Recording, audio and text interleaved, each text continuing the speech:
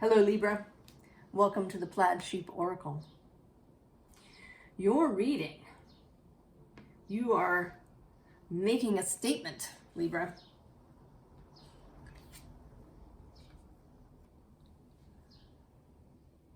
Here you come out initially with this Chariot card from the Hush Tarot, and it's an interesting Chariot card, being this merry-go-round horse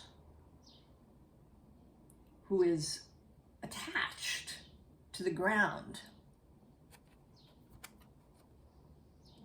And it has a flavor of childhood because of the merry-go-round and the colors, and the rider seems to be a child.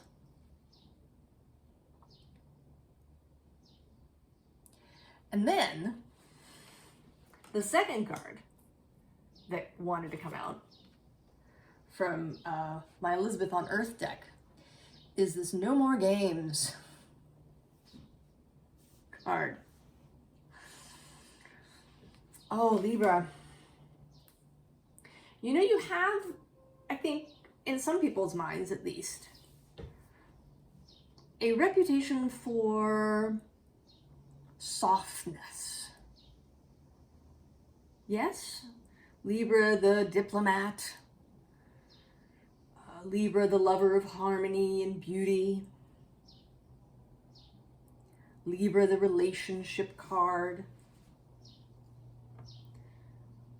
Some of the shadowy aspects that can come out with Libra rather, are people-pleasing or manipulating rather than having a head-on conversation in order to maintain the at least the appearance of harmony and beauty and everybody getting along. Burying things. Hiding things under the carpet or in the closet.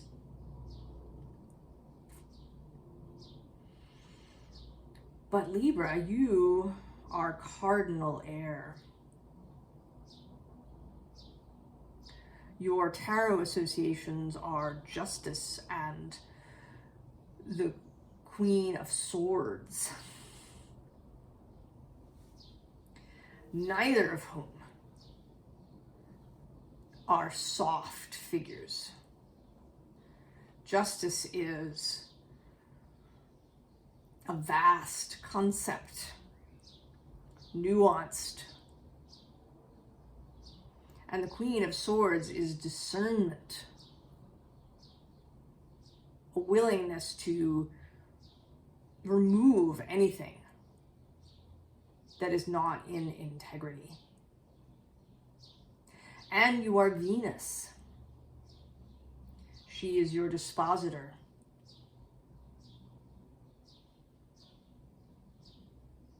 And Venus, too, I think, has this idea of softness. There's a whole thing around perhaps the feminine, the way that she has been softened.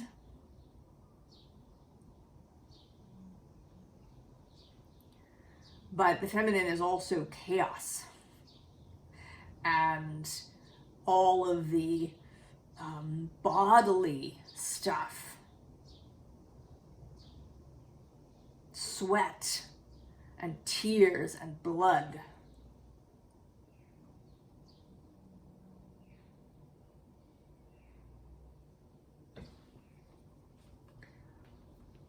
We've been talking often here about how the signs, and by extension archetypes, and our conceptions of things in our lives is shaped by societal mores and strictures and ideas.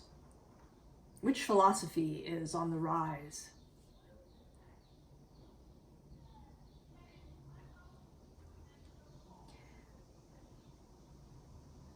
so that maybe we have the opportunity to see ourselves differently. If we've boxed ourselves in because of our idea of what we should be, we have at any moment the opportunity to exit that. We begin with this underlying number one, fail.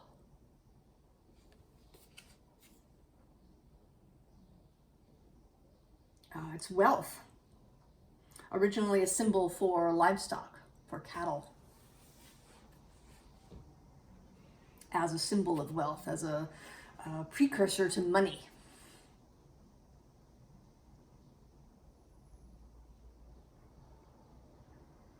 So all of these Venusian ideas that sometimes we don't, money is one of those taboo sorts of subjects. There are people who will tell you the most intimate details of their sex lives, but they won't tell you their salary.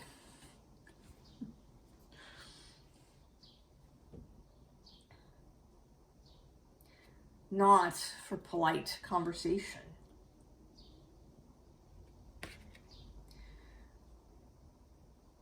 I was listening, I called up some music from my Oracle playlist, and the first two songs that came out were, I think, all about the title and not the lyrics, which was a song titled Pluto and one titled Jupiter. And at the time of this reading, Pluto is in Aquarius. He's turned around and is making his way back to Capricorn. He's going to cross over that line several times. But Pluto is power. And the right use of power.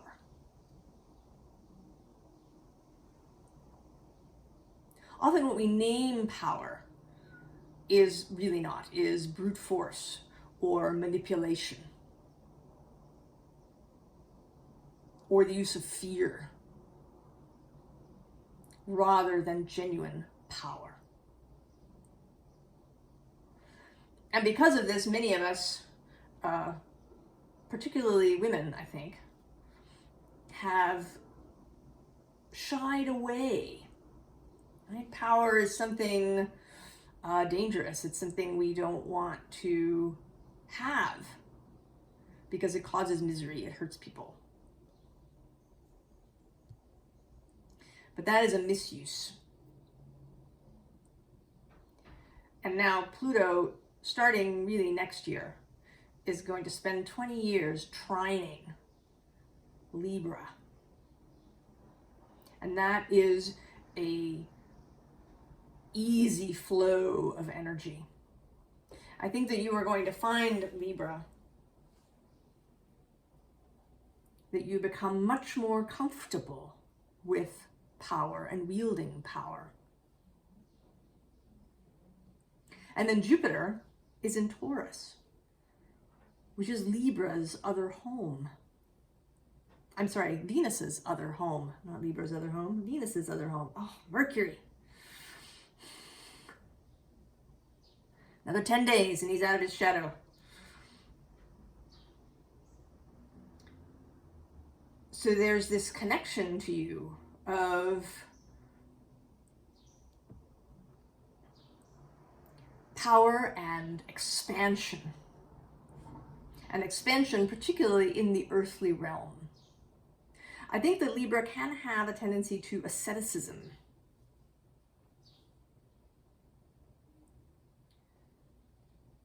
And it isn't necessarily that, you need to go out and buy a bunch of stuff.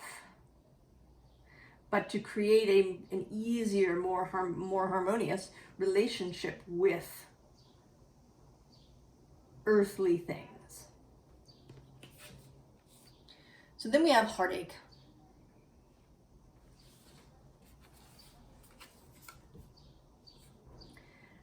And the throb.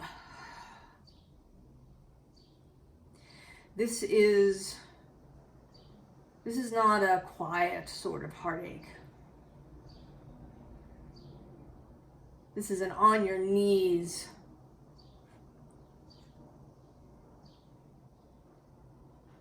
kind of space. A wailing space, a keening space to express itself fully.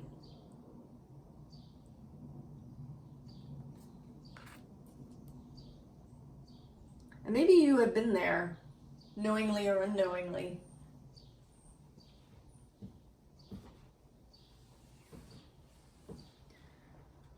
Not knowing what to do with it. We don't really learn how to manage, or I really don't like that word manage. I've got to find a different one.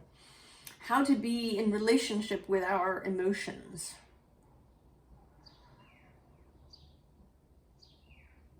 That is expansive, that is of use to us, rather than simply overwhelming.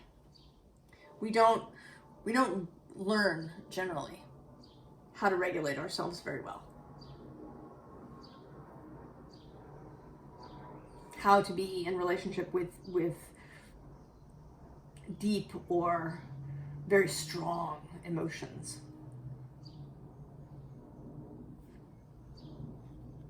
So you may not know what to do.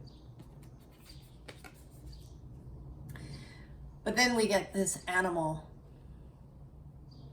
totem watcher card. And the animal world,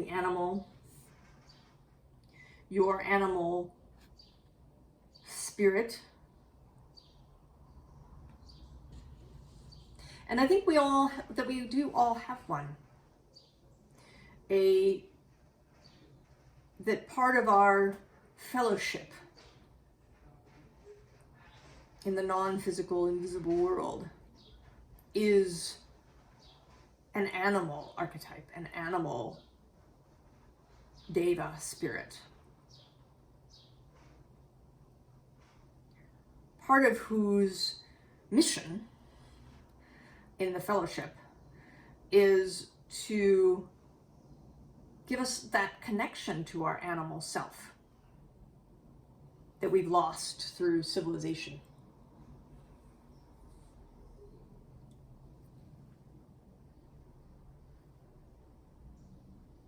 Your animal self and those skills are not gone, they're simply underused.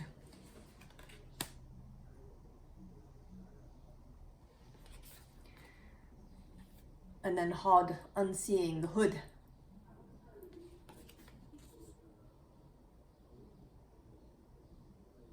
And this today, as often, has two meanings. One, that we're all walking around hooded.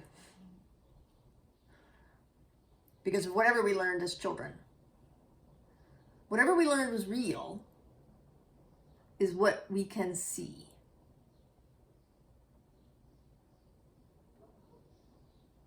So if you didn't learn that spirit and the non-physical beings were a reality, you're not going to see them or perceive them, since it doesn't have to be a sight kind of thing. So we all walk around hooded, and there are other things we don't see. Because we're wearing the societal hood. Or the family hood. Or both. But there's also a hood that's useful.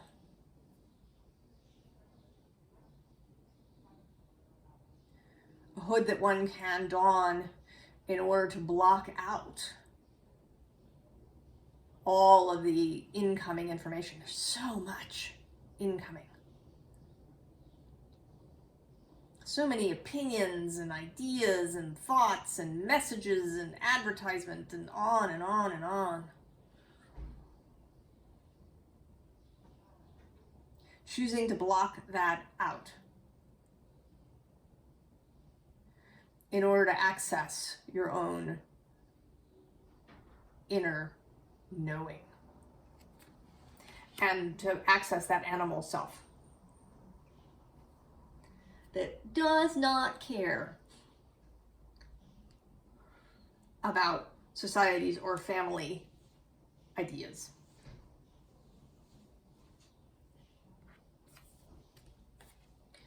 So we have here the wind.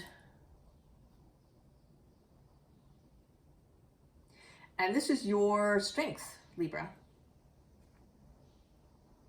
Your ability to initiate thought, to be cardinal air.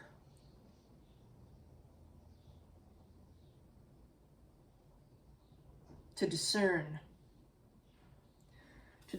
through the smoky mirror.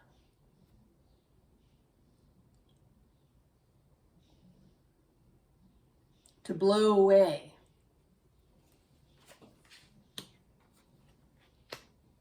ideas, beliefs, other people's opinions about you, about Libra in general, perhaps, if you're into astrology.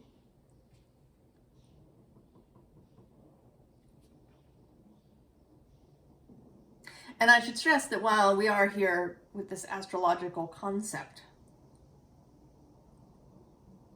it is absolutely not the only road. If astrology doesn't speak to you as a road, you can ignore it.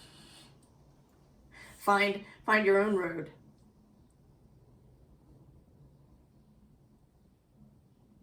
Your own language with which you can understand yourself, your environment, what's happening. Your own language with which you speak to spirit.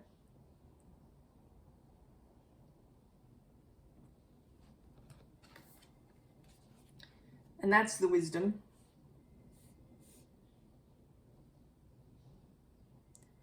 The wisdom to see in the dark,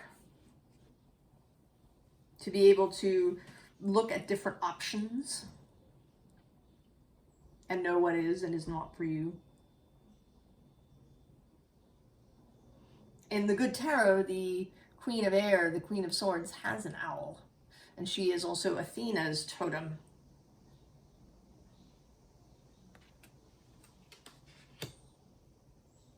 Clarity. And then the blade.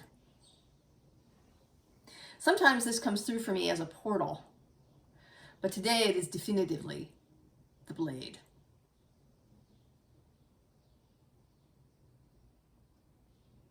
To remove that which is not yours.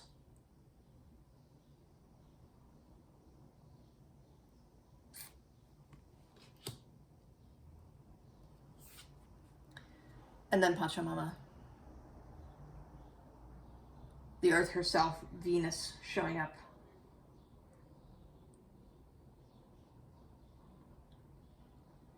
The energy of earth that runs through all of us. The power of earth. And Jupiter moving through that space now. Expanding vision, maybe changing philosophy.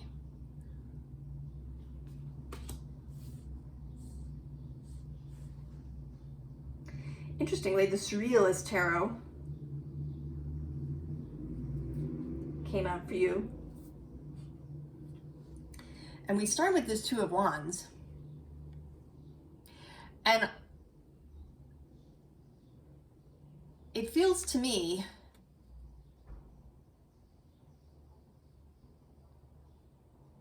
like these two figures are coming to terms with the fact that they are built, that they've been constructed in a way by their environment.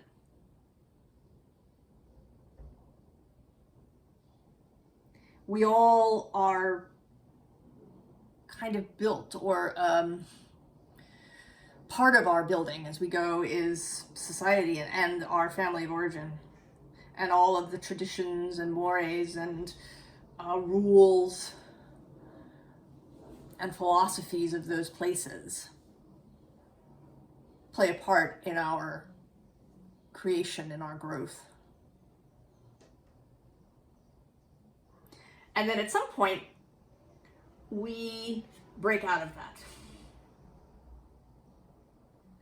And, you know, this is sort of a teenage idea, the teenager pushing against the family.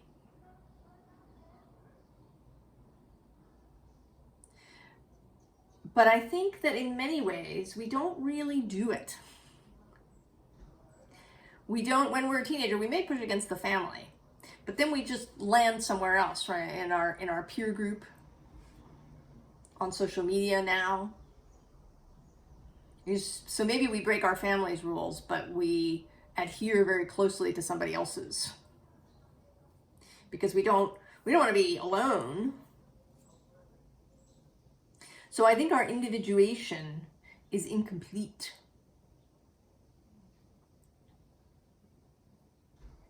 We have this little rebellion, but nah.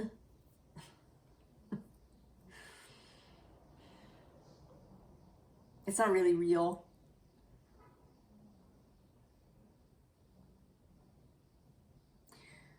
So what's wanted now is a real, I don't really want to use the word rebellion, because that implies a kind of fighting attitude, and I think that's not what's wanted.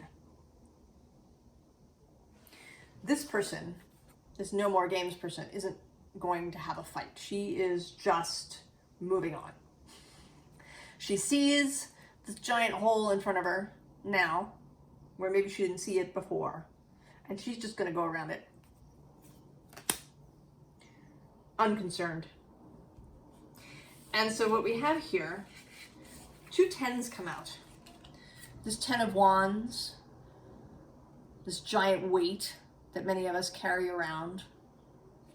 And then this 10 of Cups, which today is coming out as the emotional weight of the expectation of society or our family. How to, monitoring everybody else's feelings. What's that person doing? What's going on over there? Minding everybody else's feelings rather than our own. And in between them, or sort of, well, in between, but first we have the Magician, who does not do that. The Magician uses his power for creation.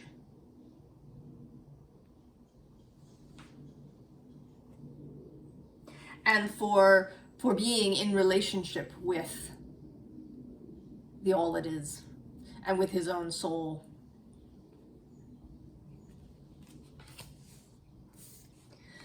And then there's this Knight of Wands, Sagittarian energy.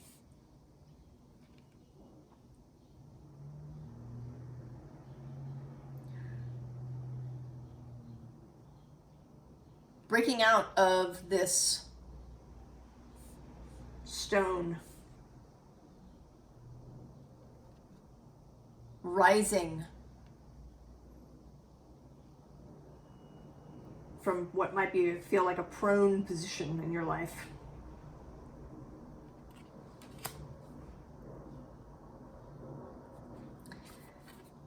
And then the 7 of Fire in this deck. Leo energy.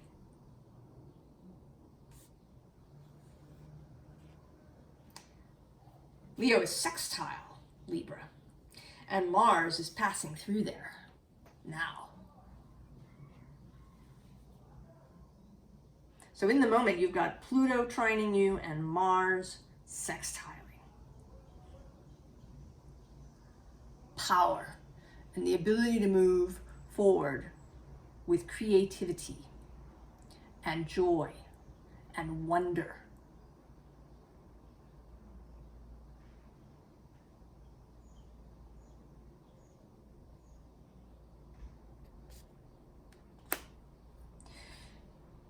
You know, you've seen that I keep my cards face up. And I often think that all the decks have something to say when I do a reading. And I'm noticing now cards that are facing up. We have the Sun, we have Justice, we have the King of Discs with power. We have Goddess Diana with the Moon. We have another Strength card. We have the King of Fire. We have this Tiger card. Wealth. And then there are the tricky cards. The Five of Wands appears twice. The Four of Cups.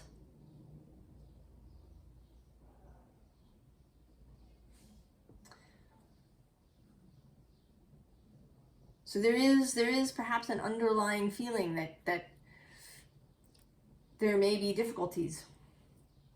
And maybe there will be. Maybe you are going to have to engage in some conflicts. But that can be really productive. Pluto and Mars are facing each other now at about the 0 degree. And this could be some serious conflict, or it could be really productive conflict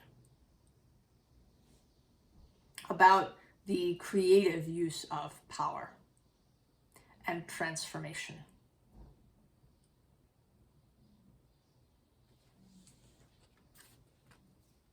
And so we get the Priestess in her red dress with her red roses.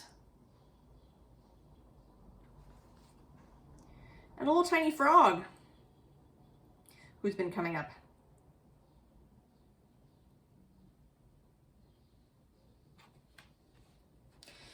And I don't know if frogs have something to say to you. I'm not going to expound on frogs here. If that speaks to you, you can go look them up.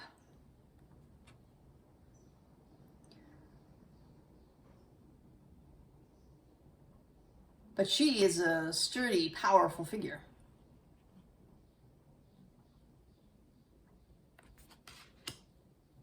And on the other side of the middle is this Ancestor card. So the right use of power is not about power over.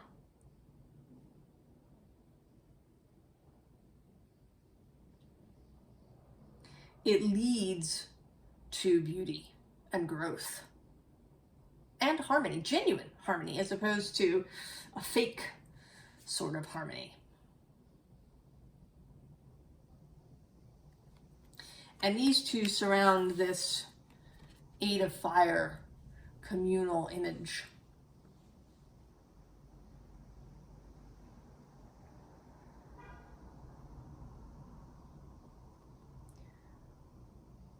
So creating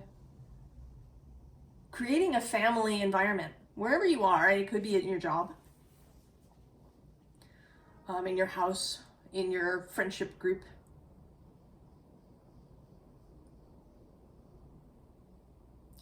Being an individual with strength,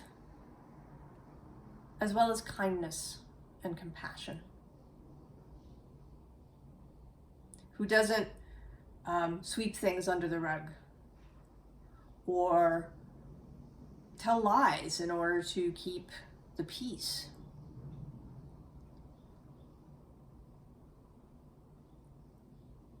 Because then it's not really peace. So to be that individual who is prepared to have the difficult conversation, so that you have a genuine connection in the group. Advice. Of course, Three of Cups. United will. Relationship, right? Having a relationship with your emotions. And being joyful. Not taking things too seriously. Losing childishness or losing childhood fears. Losing, the child hiding under the bed or not wanting to go, but keeping the childlike wonder. And a childlike innocence. Knowing that there is beauty. Innocence, but not so much naivete. Not gullibility.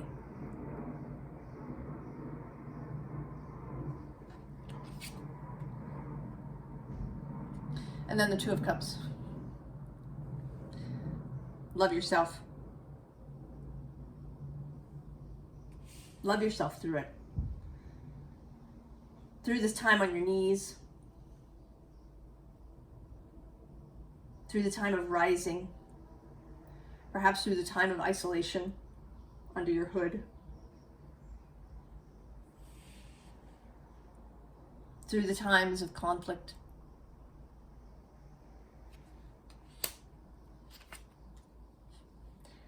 And then the Scissors.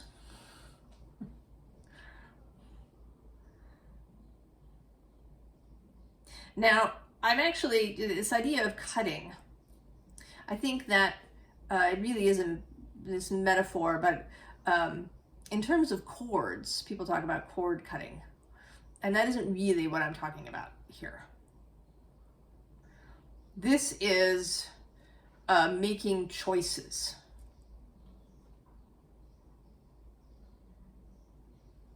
Do I choose this or that? No, we cut that away.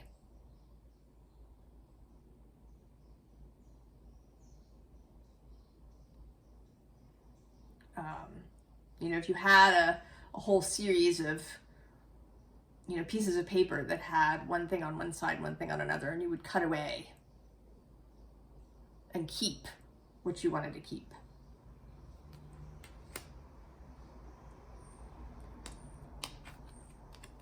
And then the Ace of Swords. Remember who you are, Libra. You are cardinal heir. You are the Queen of Swords.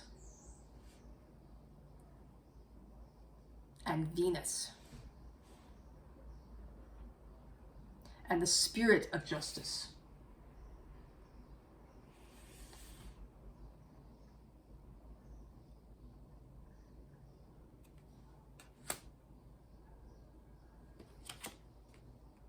And then strength. Remember that you have strength, Libra. And remember that you can replenish your strength with communion with spirit, with communion with those whom you love, people who are close to you.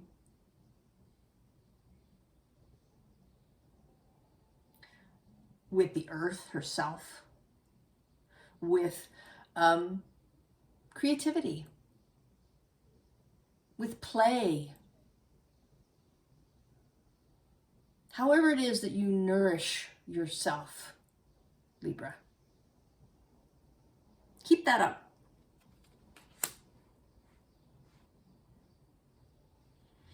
So Libra, no more games.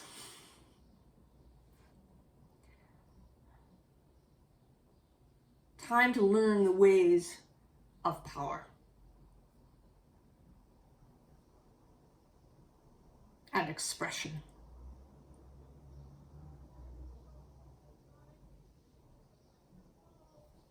I'm excited for you, Libra. I think this is going to be a really amazing journey for you. And don't rush it. There's time. You don't have to be powerful tomorrow. Savor the learning of it.